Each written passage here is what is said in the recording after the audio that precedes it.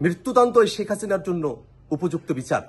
কেবলমাত্র এই মৃত্যুদণ্ডের রায় কার্যকর করার মধ্য দিয়ে শেখ হাসিনার গণহত্যা এবং মানবতা বিরোধী অপরাধের ন্যায় বিচার করা সম্ভব হবে। আমরা সরকারের কাছে আহ্বান জানাই, অতি দ্রুত সময়ের মধ্যে আজকের ঘোষিত রায় সরকারকে কার্যকর করতে হবে। এবং ভারত সরকারের কাছে আমরা আহ্বান জানাই যে খুনি শেখ হাসিনা বাংলাদেশের মানুষের উপরে গণহত্যা চালিয়েছে, মানবতা বিরোধী অপরাধ করেছে, তাকে ভারতে আশ্রয় না দিয়ে বাংলাদেশের বিচার ব্যবস্থার কাছে তারা সুপর্দ করবে। এই বিশ্বের বাসীর কাছে একটা নজির তৈরি হবে শেখ হাসিনার রায় কার্যকর করার মধ্য দিয়ে। শেখ হাসিনা শুধুমাত্র উস্কানিমূলক বক্তব্য দেয় নাই, আজকের বিচারের মধ্য দিয়ে প্রমাণিত হয়েছে শেখ হাসিনা মানুষকে গুলি করে হত্যা করেছে, লেথাল ওয়েপন ব্যবহার করেছে, গোটা বাহিনীকে মানুষের বিরুদ্ধে খুন করতে কাজে লাগিয়েছে এবং মানুষকে সে পুড়িয়ে হত্যা করেছে।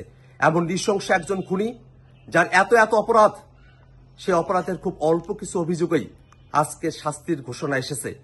তার বাকি যত অপরাধ আছে সবগুলো অপরাধেরও বিচার হবে এবং এই গণহত্যাকারীরা তাদের শাস্তি কার্যকর করার মধ্য দিয়ে পৃথিবীর ইতিহাসে একটি নজির তৈরি হবে, যাতে করে আর কোনো শাসক, আর কোনো গোষ্ঠী তারা যেন গণহত্যাকারী হয়ে উঠতে না পারে, মানবতা বিরোধী হয়ে উঠতে না পারে।